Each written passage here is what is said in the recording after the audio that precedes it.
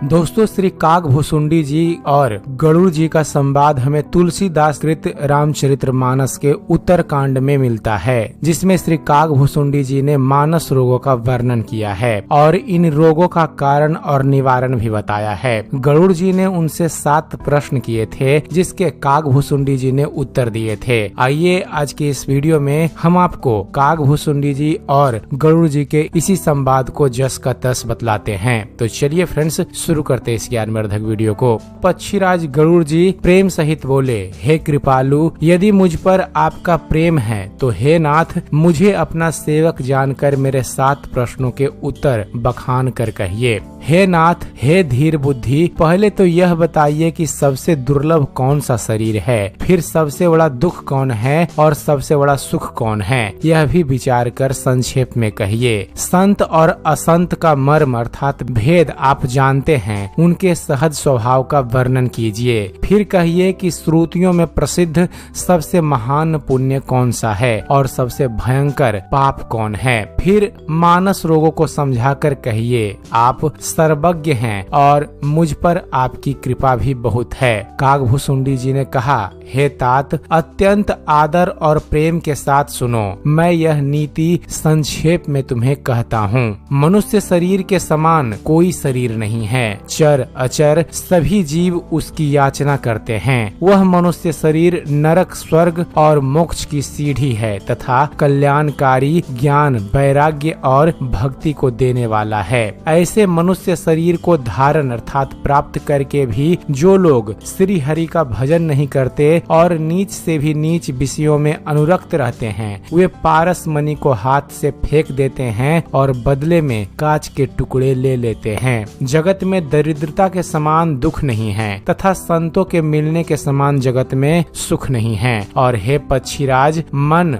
वचन और शरीर से परोपकार करना यह संतों का सहज स्वभाव है। संत दूसरों की भलाई के लिए दुख सहते हैं और अभागे असंत दूसरों को दुख पहुंचाने के लिए। कृपालु संत भोज के वृक्ष के समान दूसरों के हित के लिए भारी विपत्ति सहते हैं, किंतु दुष्ट लोग सन की भांति दूसरों को बांधते हैं और उन्हें बांधने के लिए अपनी खाल खिंचवाकर विपत्ति सहकर मर जाते हैं। हे सर्पों के शत्रु गरुड़ जी, सुनिए, दुष्ट बिना किसी स्वार्थ के सांप और चूहे के समान अकारण ही दूसरों का अपकार करते हैं। वे पराई संपत्ति का नाश करके स्वयं नष्ट हो जाते हैं, जैसे खेती का नाश करके ओले नष्ट हो जाते हैं। दुष्ट का अभ्युदय अर्थात उन्नति प्रसिद्ध अधम ग्रह हेतु के उदय की भांति जगत के दुख के लिए ही होता है और संतों का अभ्युदय सदा ही सुखकर होता है, जैसे चंद्रमा और सूर्य का उदय विश्व भर के लिए सुखदायक है।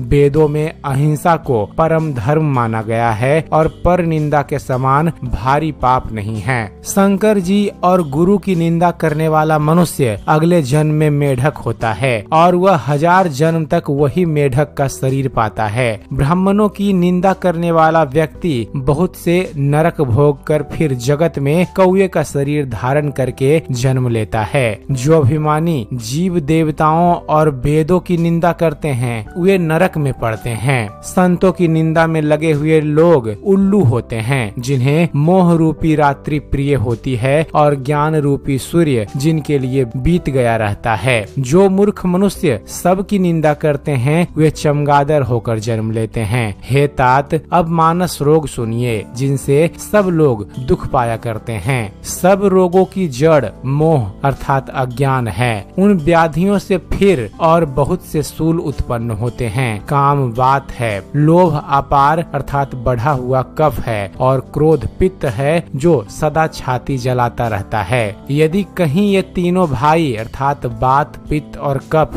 प्रीति कर लें अर्थात मिल जाएं, तो दुखदायक सन्निपात रोग उत्पन्न होता है। कठिनता से प्राप्त अर्थात पुण्य होने वाले जो विषयों के मनोरथ हैं, वे ही सब शूल अर्थात कष्टदायक रोग हैं। उनके नाम कौन जानता है, अर्थात वे अपार हैं। ममता दाद है, ईर्ष्या खुजली है, हर्ष विषाद गले के रोगों की अधिकता है, पराये सुख को देखकर जो जलन होती है वही क्षयी है, दुष्टता और मन की कुटिलता ही कोढ़ है, अहंकार अत्यंत दुख देने वाला डमरू अर्थात गांठ का रोग है, दंभ कपट मद और मान नसों का रोग है, तृष्णा बड़ा भारी उदर वृद्धि रोग है, 3 प्रकार अर्थात पुत्र धन और मान की प्रबल इच्छाएं प्रबल तिजारी है, मत्सर और अविवेक 2 प्रकार के ज्वर हैं। इस प्रकार अनेकों बुरे रोग हैं जिन्हें कहाँ तक कहूँ। एक ही रोग के बस होकर मनुष्य मर जाते हैं, फिर ये तो बहुत से असाध्य रोग हैं। ये जीव को निरंतर कष्ट देते रहते हैं।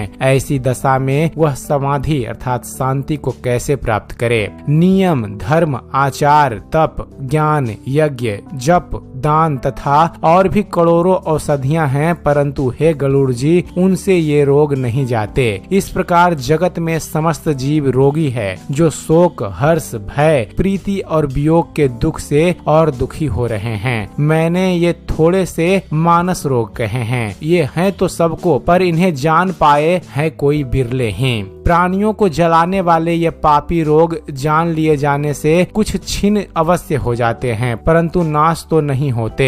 विषय रूप कुपथ्य पाकर ये मुनियों के हृदय में भी अंकुरित हो उठते हैं। तब बेचारे साधारण मनुष्य तो क्या चीज हैं। यदि श्री राम जी की कृपा से इस प्रकार का संयोग बन जाए तो ये सब रोग नष्ट हो जाते हैं। सदगुरु रूपी वैद्य के वचन में विश्वास हो, विषयों की आशा ना करें, यही संयम और परहेज है।